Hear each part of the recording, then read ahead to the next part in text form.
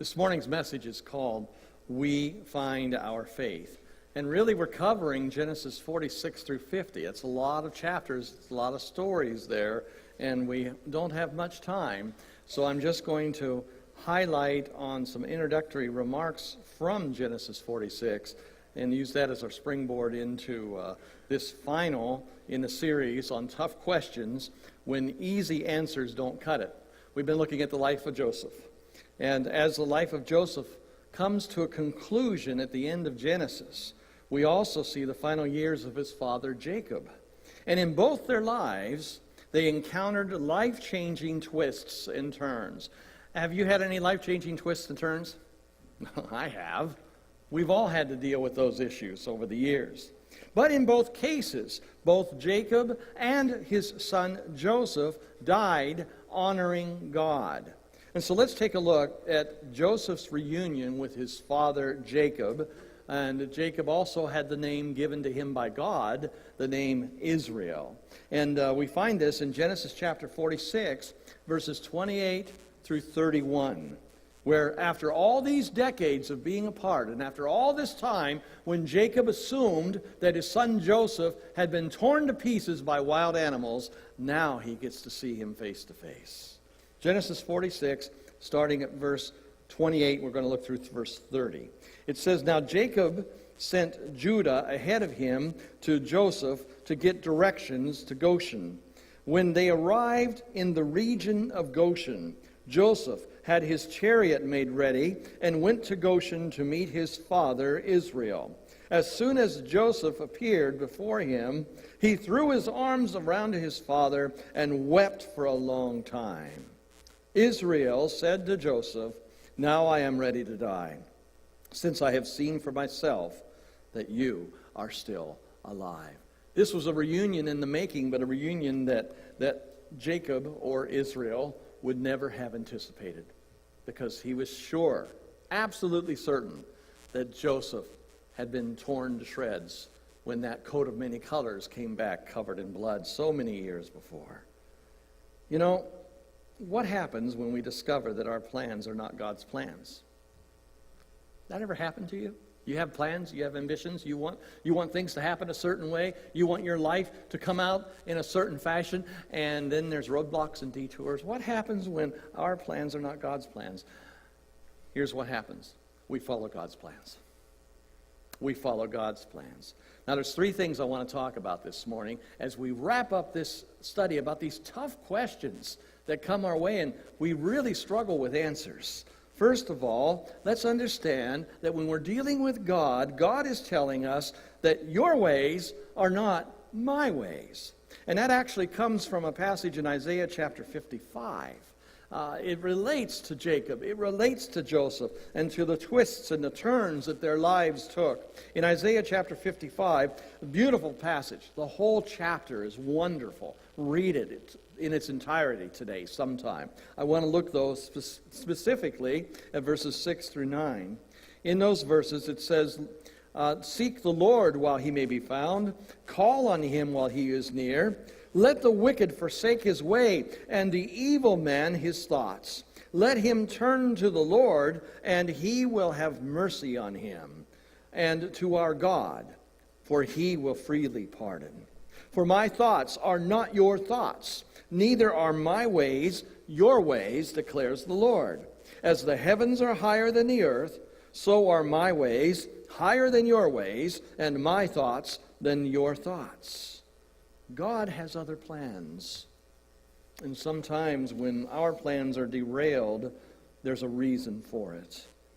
Jacob's life can be divided into four periods. Now, here's Jacob. We're talking about the life of Joseph, but now Jacob comes back into play. When you look at the way Jacob lived in his early life, he was raised by his parents, Isaac and Rebekah. He had a twin brother named Esau, and almost from the beginning, there were battles in the home. As they became older, Jacob took advantage of Esau, and he obtained his birthright. And then he went further with his mother's help, and he deceived his father, in order not to just have the birthright, but have the blessing.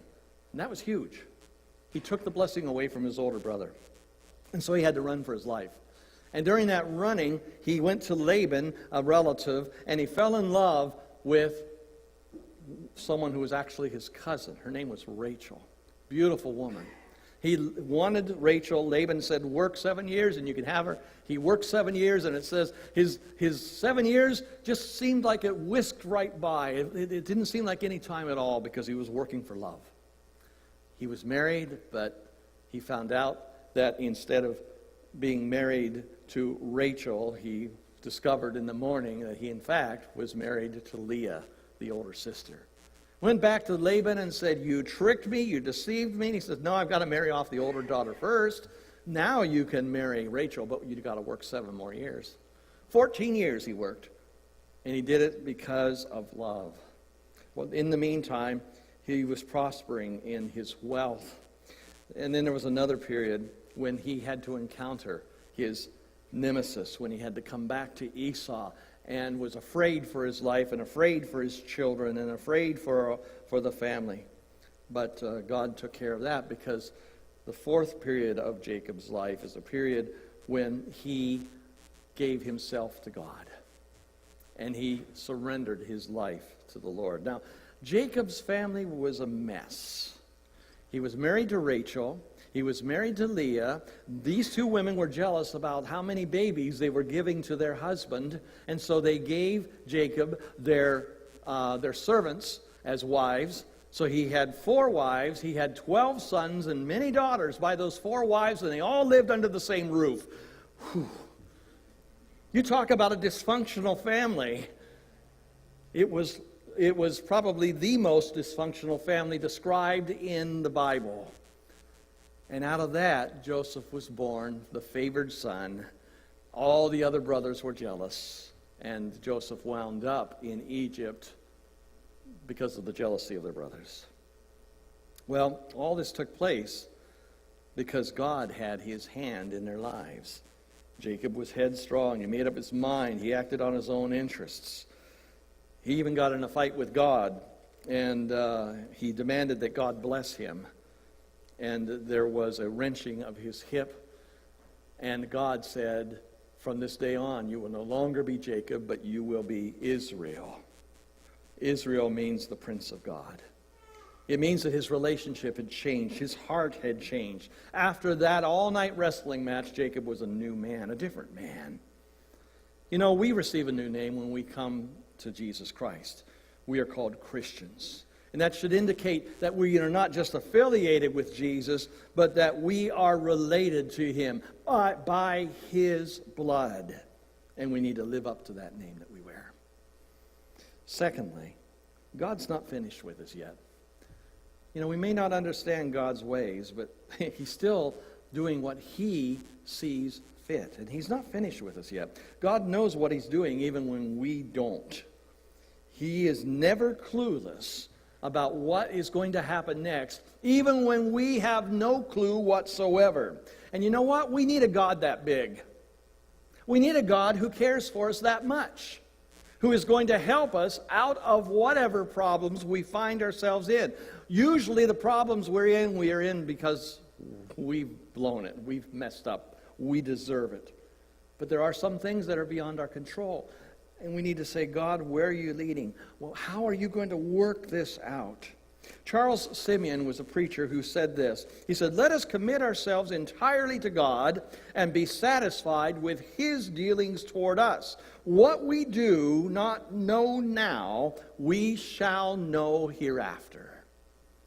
I thought that was a pretty powerful statement. I was really struck by the phrase, let's be satisfied with his dealings toward us. We want to complain and we want to argue and we want to bicker with God and we want to tell him he's wrong and we're right. And yet God is always there saying, wait for the outcome. Follow me. Be satisfied. That's what Joseph did. Jacob, the father, oh no, he tried his own thing, tried to do things his own way. He suffered many, many pains because of it. Joseph followed God, and even while he followed God, things did not go well for him. But ultimately, it worked out for everyone's good. So let's recognize God's wisdom in all things. Our lives are like jigsaw puzzles. Kalita likes jigsaw puzzles. She's bought them and she's put them together, and then she's sold them at a yard sale or given them to someone else and bought others. I look at them and I see a bunch of little pieces that don't make much sense. But sometimes when you get the bigger picture and you're looking at the box and you're seeing how these things go together, you realize there is a plan. And whoever created the jigsaw puzzle is the one we have to trust. Don't you just hate it when you get down to the last part of it and you realize, honestly, there's one or two pieces missing? There's no pieces missing with God. And we might think our life is a jumbled mess. But God is there so that everything will fit. He knows the plan. And He's not finished with us yet. And because of that, we need to live by faith. We need to realize that we do live in a world where tragedy is not very far away. But we need to walk by faith. We need to choose to believe that God is at work in everything that happens. As we follow Him, He is at work in us. It may not make sense. It may look like some real mess, but God is strong, and the Word of God is faithful. And that's why the story of Joseph is so important. God's not finished with us yet. That leads us to our final thought this morning, and that's that we need to serve God no matter what. No matter what. Some troubles do not happen by accident. Now, some things just happen. Some things occur. We come down with a diagnosed disease that we wished, above all things, we would never have to deal with.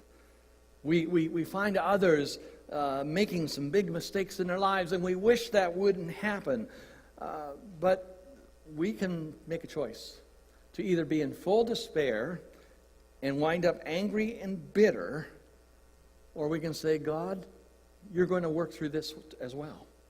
All things are going to work together for good if I love you and if I am called according to your purposes. As long as we focus exclusively on people who hurt us, we're doomed to dwell in a swamp of bitterness. It's far better to understand that God is in control. And it's far better to understand that the scales of justice will balance in the end. There's going to come a time when everyone has to encounter God. Everyone has to face the consequences of their lives. How do we live when life is so hard? We live for God. We live because of God. We live through Jesus Christ. The Lord will be our portion. He will be our strength. Jeremy Camp said it this way. He said, in the morning when I rise, give me Jesus. And when I am alone, give me Jesus. And when I come to die, give me Jesus. Give me Jesus. Give me Jesus. You can have all this world, but give me Jesus. On one hand, the world says, this is what will make you happy. But on the other hand, we have God who says, follow me. That's where our peace is.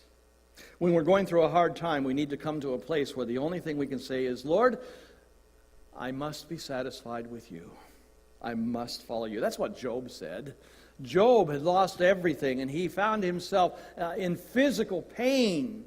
And he sat there after he had lost his family and lost his wealth and lost all his possessions.